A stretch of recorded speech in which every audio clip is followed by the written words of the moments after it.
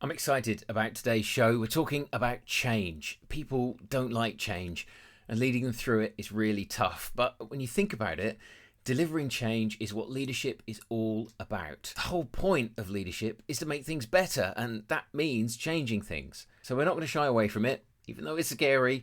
We're going to get into the 3 things you need to do as a leader to make change as painless and smooth as possible. That's our topic today, here on the Leadership Jetway. The biggest challenge for leaders trying to deliver change is getting people on board and bought into what you're trying to do. So often, when you're trying to change things for the better, to make some progress for your team and the business, people disagree with the need for change. Or they agree that change is needed, but they don't like the change you're suggesting. They don't see how it connects with them or helps them, and it feels like you're dragging people along, not bringing them with you. Well, today we're going to talk about the 3 most important things you need to do to level up your change leadership so that you can get your team motivated and bought into what needs to happen, and so that you can actually start making the changes that will have an impact and get you noticed and get your career moving.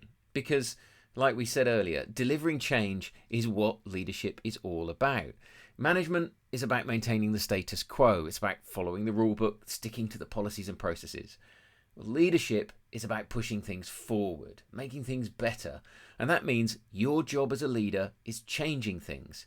If you want to get promoted or get a bonus or a raise, you have to create leadership impact. And that means finding things to change and delivering that change successfully. And that means bringing your people with you, your boss, your peers, and your team. So let's talk about those 3 things that you need to do. For the first one, I'm going to tell you about John, who started a new role as a procurement manager at a nationwide company. He could see that all their local offices were randomly buying what they needed from different suppliers, different times, and at different prices.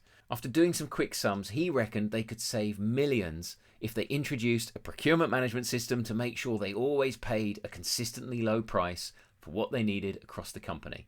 But instead of writing a memo or building a slide deck for his presentation to the board, he got one of his interns to focus on gloves. The company bought a lot of safety gloves for his workers, and he set the intern the task of going through the records and finding every different type of glove the company had bought in the last year and every different price they paid. Turned out they'd bought 424 different gloves with prices ranging from $5 to $17. And in amongst the 424 were copies of the same gloves brought at different prices. Then he got the intern to go and buy the 424 different pairs of gloves and 424 price tags. You know those old-fashioned card tags with a bit of string that you can write the price on in a black marker. And you guessed it, John got the intern to attach a price tag to each pair of gloves, showing the different prices they paid.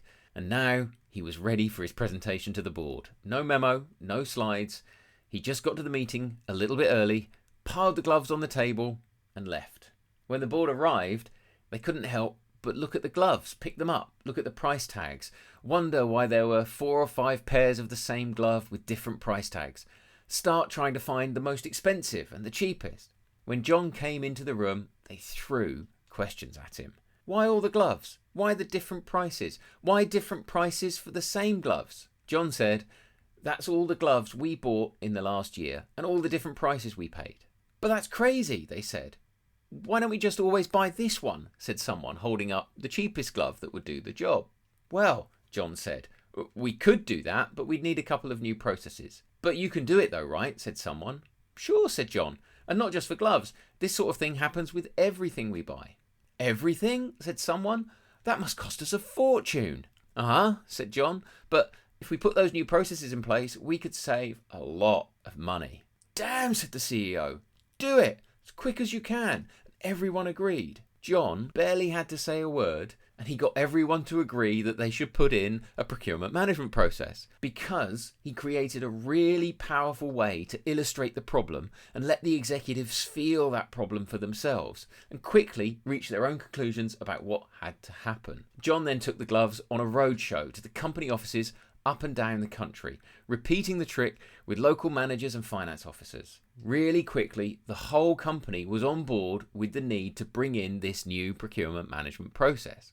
This story is from John Kotter's book, The Heart of Change. He talks about an 8-step process leaders need to follow. And for me, the first of these 8 is the most critical. And that step is motivate people with the need for change. The gloves on the table story illustrates the most important factor in how to do that. You have to speak to emotions somehow. Create a situation in which your people feel that change is needed. They have to see that it's so obvious that it'd be crazy to stay with the status quo. The first part in any change journey must be persuading people of the need to change. It doesn't matter if you're the boss and you get to decide anyway. If you want the change to go well, you need to get people on board before you start. And to do that, you need to find your gloves on the table moment. What's the thing that you can do quickly and cheaply that will get everyone to see and feel the need for change in an instant? And it doesn't have to be dramatic or eccentric as the gloves on the table approach. One time I literally told my boss a story I'd made up to illustrate what I thought would happen about a big decision we had to make as an executive. I went into her office, sat down and said, "Can I tell you a story? It's a story about an organisation that in 2022 decided to do option 1. By 2023, this had happened, and then this, and then this." Then I said, "Now let me tell you another story of an organisation that decided to do option 2. This is what happened next." And it just gave me a bit of a different way to illustrate the pros and cons as I saw them, what I thought the outcomes would be, and why I favoured option 2. Another time, I needed to argue for more resources for my team, so I made a picture using little pictograms to show the level of resources deployed across 8 different units in our organisation. And then I took the names off the picture. In the meeting, I showed the management group and asked them to guess, which one of these do you think is my department? And everyone said, "Well, I hope it's on the top left, but it probably isn't, is it?" And then I walked everyone through it, and no, we weren't top left, we were bottom right with the worst picture. And everyone agreed it was crazy. However you do it, telling stories, making pictures, buying gloves and putting them on the table, you have to find a way to get people to feel the need for change in their fingers and toes. Get them motivated for change before you start. And then, step 2. Were you ever in a meeting where someone said, "Now look, this is a really big change we're talking about, so we can't say anything about it to anyone until we figured it all out. We don't want to set hares running. We don't want to scare the horses. We have to keep a lid on it for now." Now, sometimes leaders do have to hold things close. There are good reasons to be careful with what you say. Sometimes things really are confidential and you've got to be careful with them. When and how you say it and to whom and what you say really matters. But the single biggest factor that comes out in surveys on what management could have done better in a change project is always communication. And we started this in step 1, right? Motivating the need for change by being clever about how we communicate it. And as the program of change begins, once you've gotten the ball rolling, the single biggest thing you have to do is communicate about the change. Start by setting the scene early, even if you can't give all the details, sometimes because they're confidential and sometimes because they're still being worked out. Give as much information as you can. Be clear about what's properly, fully decided, what's a general direction of travel, and what's your own speculation about how things might play out. As the changes develop, involve your team as much as you can in discussing and shaping what's happening. Remember, communication is two-way. You have to listen as well as talk. Ask for input and ideas. Test your own thoughts with people and really pay attention to their reactions. You're probably going to have to constantly repeat yourself over and over. Reinforce the need for change, the direction of travel, where you've gotten to and what's next. And create structures for communication, whether it's regular meetings or a special website or weekly email surveys and updates. Make it systematic. However you do it, communicate is the second of my 3 big things leaders need to do and know while leading change. And the reason you need to do this is because of the third most important thing you need to know about. Have you heard of the 5 stages of grief? Denial, anger, bargaining, depression, and acceptance. These come from psychiatrist Elizabeth Kubler-Ross, who spent years working with terminally ill patients and their families. It's serious psychology about serious situations. But this 5-stage model also applies to people dealing with change. If you want to see an example of this in action, just watch any episode of Ramsay's Kitchen Nightmares. It's a restaurant rescue show where Michelin-starred chef Gordon Ramsay goes into a failing restaurant and turns it around by revamping the menu and refurbing the premises. But on top of this, he revamps and refurbs the attitudes and approach of the chef and manager and owner. And pretty much every show follows the Kubler-Ross pattern. The chef or owner thinks their food is great, the menu's perfect, the decor is fine. Denial. Gordon Ramsay repeatedly tells them and shows them the truth. Their food is bad, the kitchen's disorganised, the finances are shot to pieces. He's vigorous about doing it because he's aiming for anger, and he usually gets it. Moments of bargaining and depression follow, but it's all resolved when the team accept their beautifully refurbished premises and a revamped menu developed by a guy with 3 Michelin stars.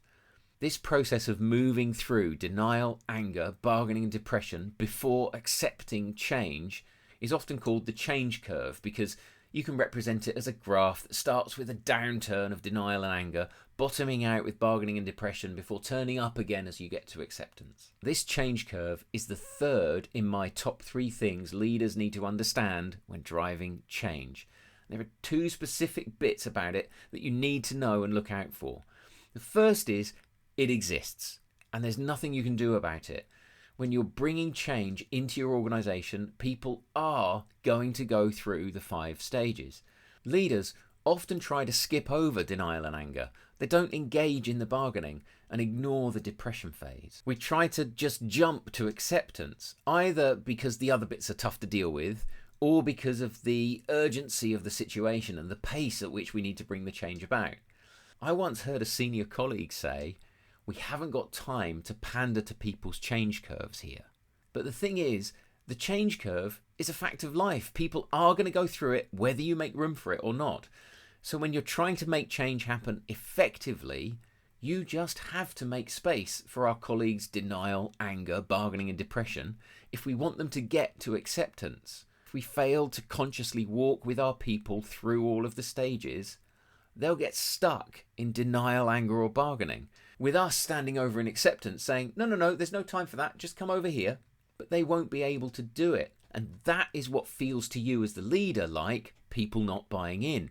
Whereas in fact, they're just stuck at a different point in the change curve to you. And that's the second thing about the change curve I want you to take away from this. So many of the problems leaders face when delivering change stem from change curves being out of alignment. The leadership team run into a problem, think it through, work through their denial, anger, bargaining and depression, arrive at a solution, accept it and start bringing it out to the team.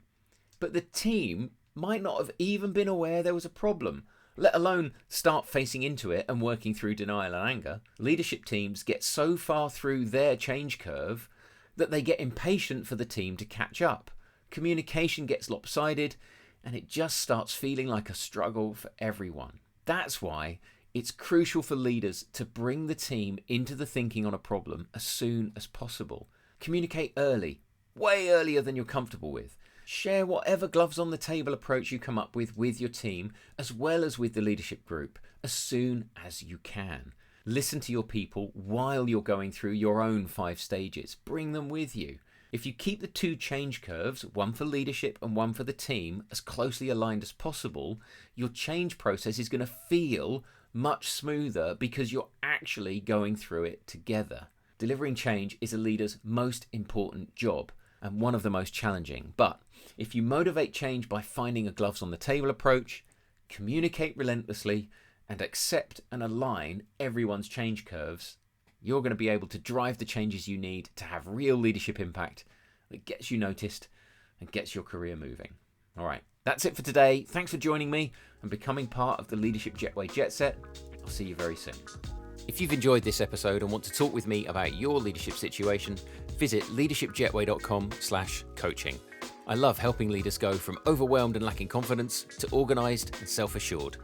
To book a free call now, just visit leadershipjetway.com/coaching.